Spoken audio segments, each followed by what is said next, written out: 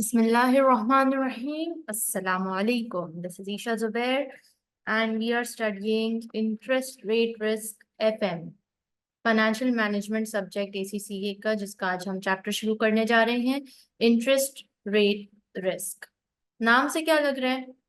पहले हमने क्या किया था? इससे पहले जो चैप्टर किया था वो फॉरेन एक्सचेंज रेट रिस्क का किया था। अब हम इंटरेस्ट रेट रिस्क को देखेंगे और इंटरेस्ट रेट रिस्क में इंटरेस्ट जब भी वर्ड आ जाता है, हम सबको मालूम है कि वो लोन पर हम एक अमाउंट देते हैं या फिर लेते हैं। अगर हमने लोन बैंक से लिया है तो हम उसको हर महीने या एवरी 6 मंथ्स या एवरी ईयर हम उसको एक इंटरेस्ट देंगे, और अगर हमने किसी को लोन दिया है तो उस पर हम इंटरेस्ट चार्ज करेंगे। ठीक है, तो अब ये जो इंटरेस्ट लेना और देना, इन दोनों में होता ये है कि एक रिस्क होता है।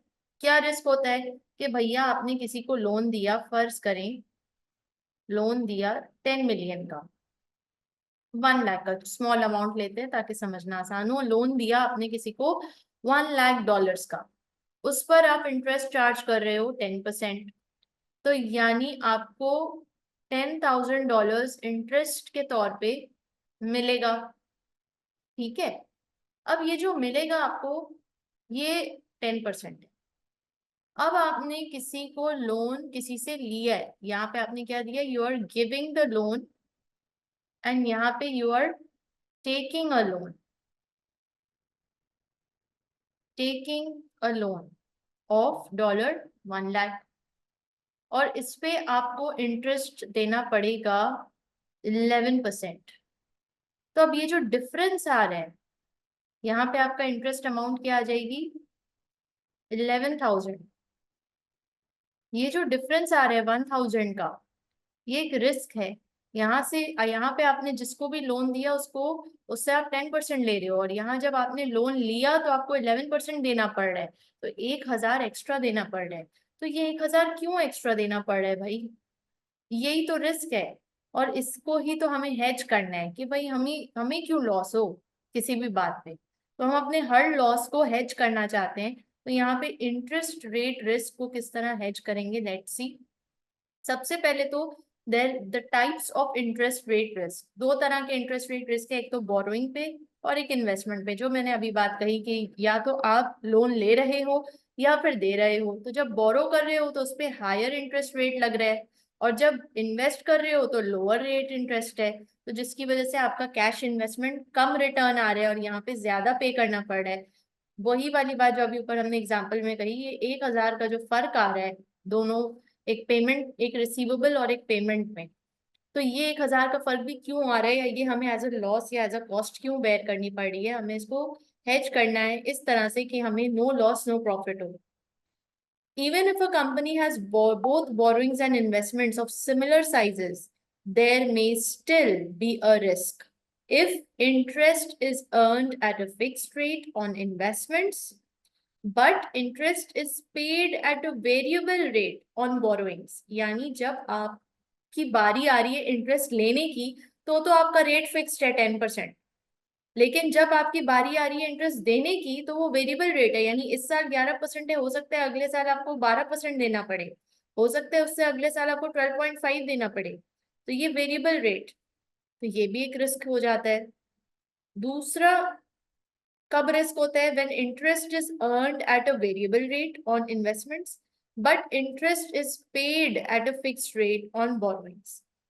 Interest is earned at a variable rate, यानी आप अर्न जब करने जा रहे हो या रिसीव जब करने जा रहे हो तब तो वेरिएबल रेट है, आप जैसे चाहे ऊपर नीचे कर रहे हो, but interest is paid at a fixed rate, यानी पेमेंट आपकी फिक्स्ड रेट पे है।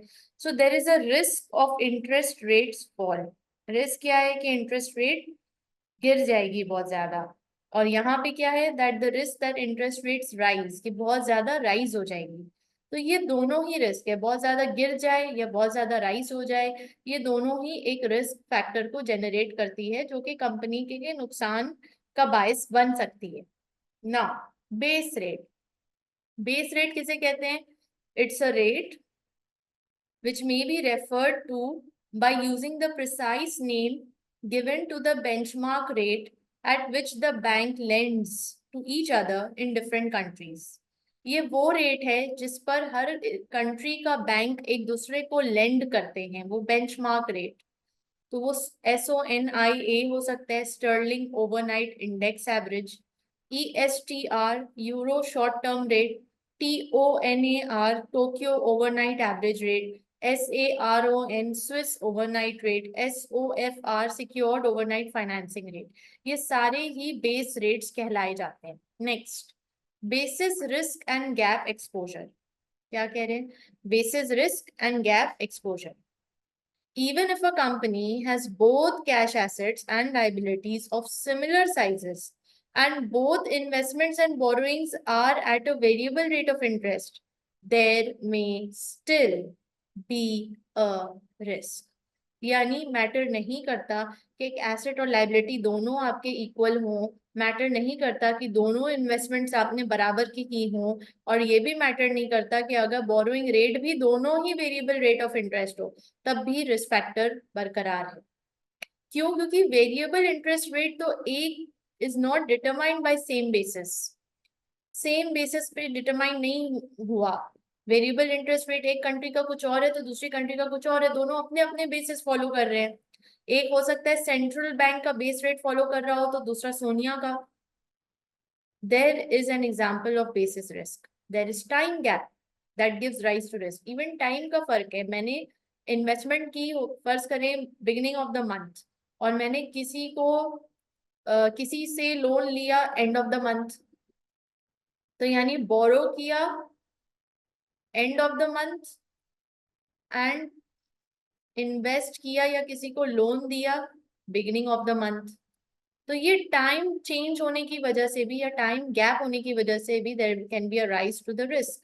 This is called gap exposure. इसको क्या कहते हैं? इसको गैप एक्सपोजर कहते हैं, जो वक्त की वजह से, वक्त की डिफरेंस टाइम पीरियड की वजह से अराइज होता है। Gap exposure may arise because interest rates on investments and borrowings are revised at different points in time. Example, assets might be at a variable rate based on the base rate that is revised every 3 months, and liabilities might be variable rate based on the base rate but revised every 6 months. यानी हो सकता है asset के rate को every 3 months revise किया जा रहा हो एंड लाइबिलिटी के रेट को 6 months में रिवाइज किया जा रहा हो। तो ये भी डिफरेंस क्रिएट कर देता है और रिस्क अराइज हो जाता है।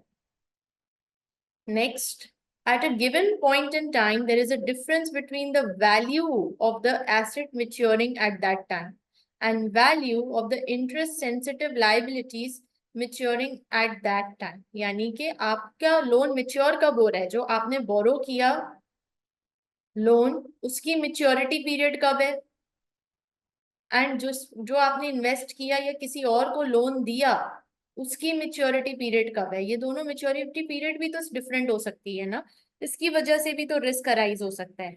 एंड इफ लाइबिलिटीज, ये point to be noted, if liabilities are greater than assets there is a risk of interest rate rising, जिसको हम क्या कहते हैं? Negative gap. If assets are greater than liabilities there is a risk of interest rate falling, positive gap.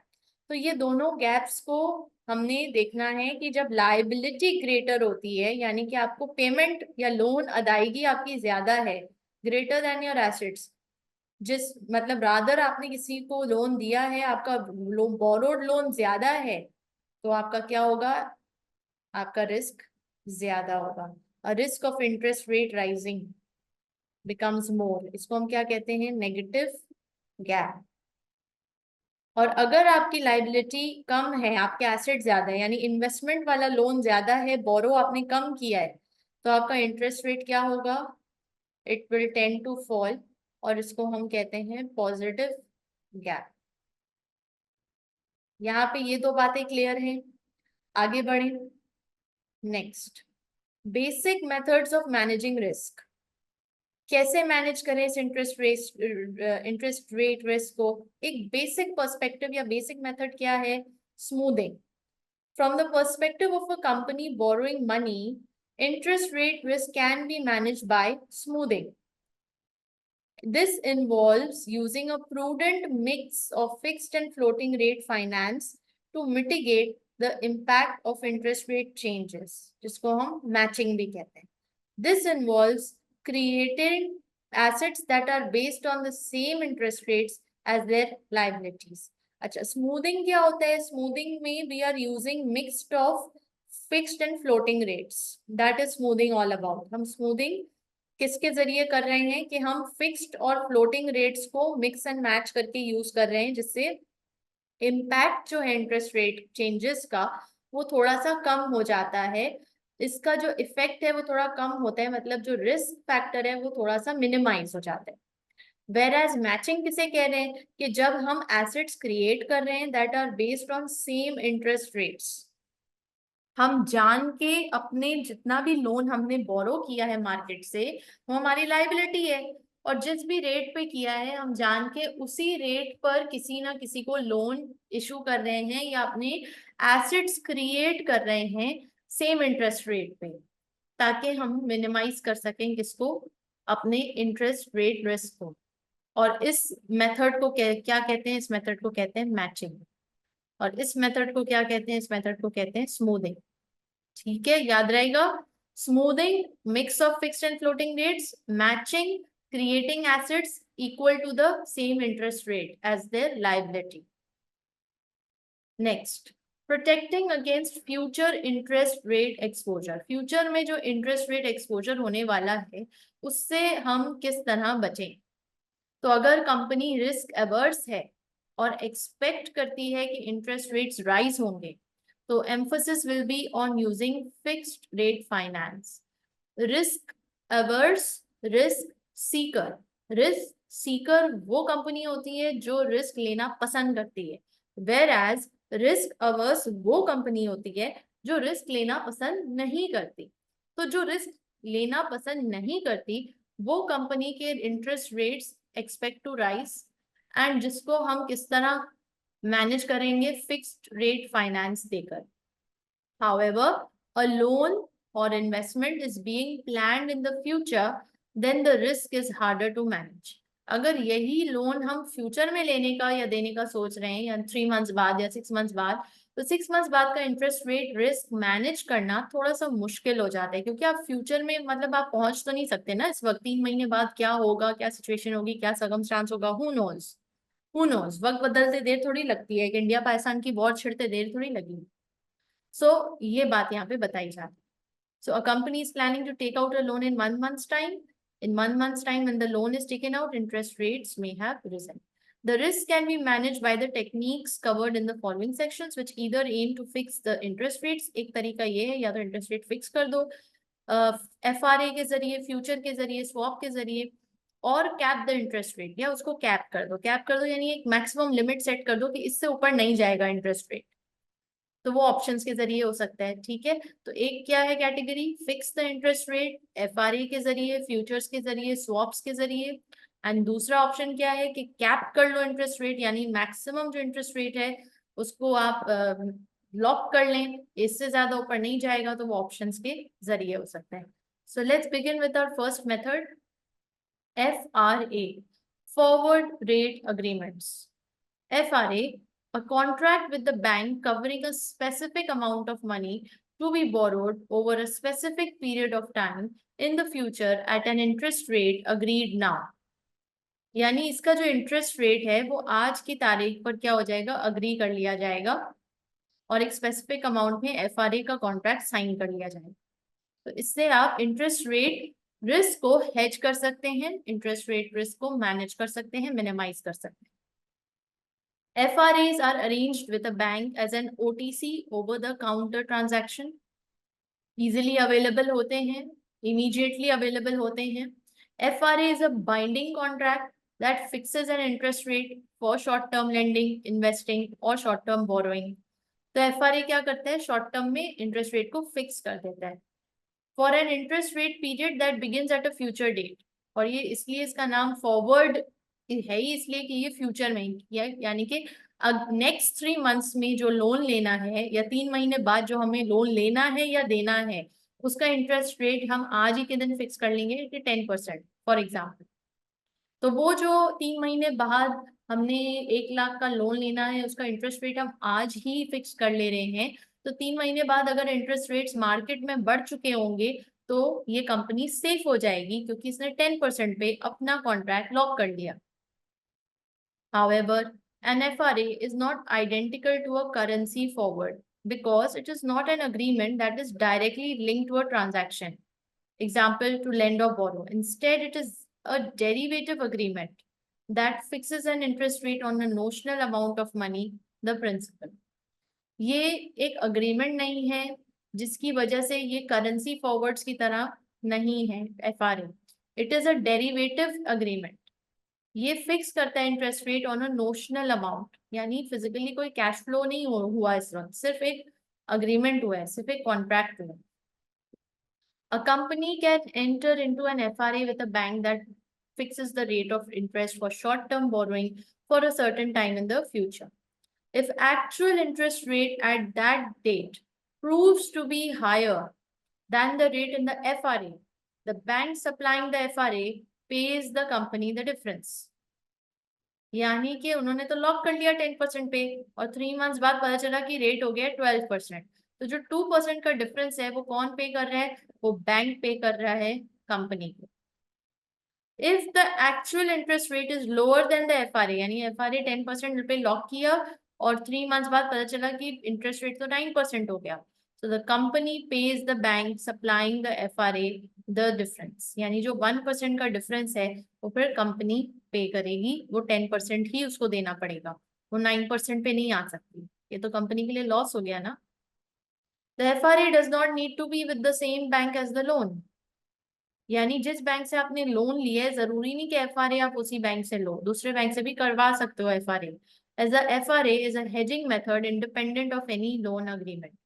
This allows a company to take out the loan in future at the best rate available. I hope यहाँ तक बात समझ आ रही होगी। आगे बढ़ रहे हैं, एक एक्टिविटी है हमारे पास। कोटेशंस ऑफ FRA क्या क्या है?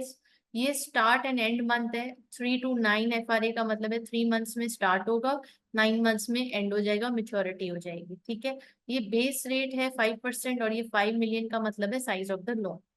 तो एक्टिविटी को देखते हैं ये सवाल कैसे हल होगा।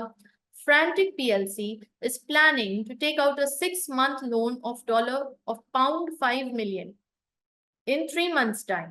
It is concerned about the base rate rising above its current level of 4.75%. Frantic has been offered to 3 to 9 FRA at 5%. Frantic can borrow at approximately 1% above the base rate. Alright, FRA को सबसे पहले हमें थोड़ा सा conceptually ये समझना पड़ेगा कि इंटरेस्ट रेट रिस्क आखिर आ कैसे रहा है या किस पे। सो इसमें फॉर एग्जांपल आप लोन बोरो करने जा रहे हैं, ठीक है, और 1 लाख का। अब आपको इसके ऊपर बोरोइंग रेट जो इस वक्त चल रहा है वो चल रहा है 10% फर्ज करें। आफ्टर 3 मंथ्स आपको ये लोन लेना है, आफ्टर 3 मंथ्स आपको 1 लाख का लोन लेना है, और आपको डर इस बात का है कि कहीं ये इंटरेस्ट रेट बढ़ ना जाए, क्योंकि अगर ये बढ़ जाएगा 11% हो जाएगा तो आपको पहले 10,000 देने पड़ रहे थे इंटरेस्ट, अब आपको 3 महीने बाद 11,000 देने पड़ेंगे, which is a bad news. Bad news for whom? For the person who is borrowing, for the company who is borrowing. ठीक है, कंपनी ये अगर ये बोरो करना चाह रही, तो इस रिस्क से बचने के लिए ये क्या करेगी? FRA कॉन्ट्रैक्ट में एंटर कर लेगी, जो 3 मंथ्स बाद लागू होगा और 9 मंथ्स तक इसकी वैलिडिटी होगी, एंड ये आपका इंटरेस्ट रेट लॉक कर देगा फॉर एग्जाम्पल 10% पे। तो यानी 3 मंथ्स बाद भी आपको सिर्फ 10% ही पे करने पड़ेंगे, अगर चाहे इंटरेस्ट रेट बढ़ भी जाए तो। और आप ये किसी भी बैंक से जाके लोन ले सकते हो, जरूरी नहीं जहां से आपने FRA परचेज किया है वहीं से लोन लेना पड़े, नहीं, FRA आपको प्रोटेक्ट कर देता है। लाइक फॉर एग्जाम्पल आप गए हो बैंक B के पास, बैंक X के पास 3 मंथ्स के बाद 1 लाख का लोन लेने के लिए, और आपको पता चला कि वहाँ इंटरेस्ट रेट चल रहा है 12%। तो आपको 12% देने की बिल्कुल भी जरूरत नहीं है, आप सिंपली अपने FRA के बदले में 10% दोगे, और जो बाकी का 2% है ना, वो कौन देगा? वो एफआरए का अग्रीमेंट दिलवा के देगा आपको। यानी कि जिस बैंक के साथ आपने एफआरए की है वो कंपेंसेट करेगा इस 2% को। आपको टेंशन लेने की जरूरत नहीं है, आप 10% पे ही अपना इंटरेस्ट देना। बात समझ आ रही है? तो ये एफआरए करता है।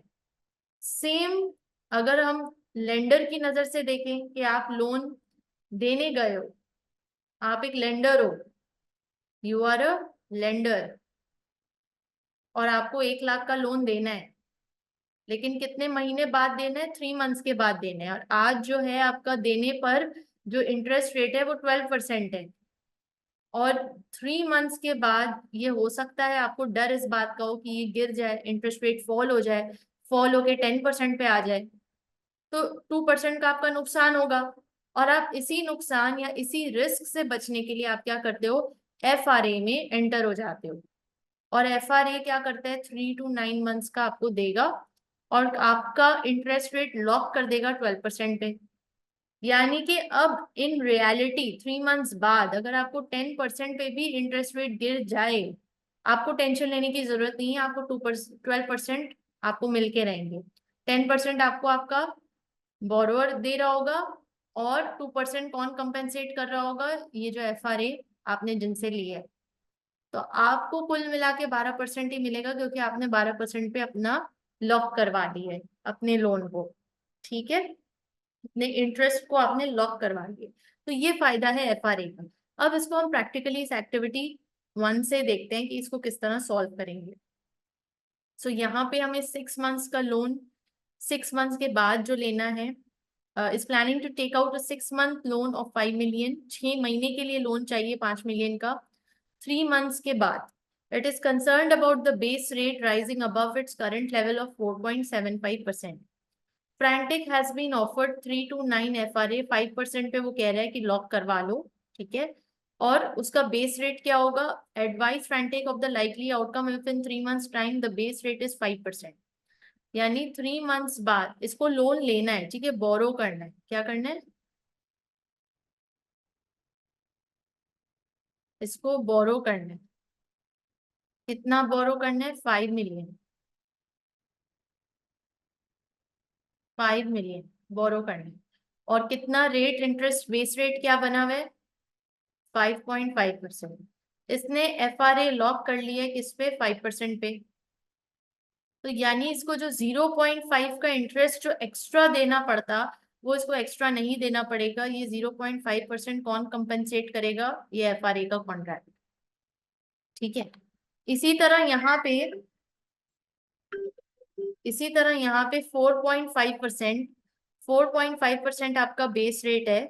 ठीक है, ये आपका बेस रेट हो गया, और आपने लॉक करवा लिया 5% पे। You want to borrow, and आपका बेस रेट हो गया है 4.5%, और आपने लॉक करवा लिया है एफआरए 5% पे। तो आपको 5% पर इंटरेस्ट देना होगा। ये जो 0.5% का आपका कम हो रहा है, ये आपका नुकसान है एक तरह से।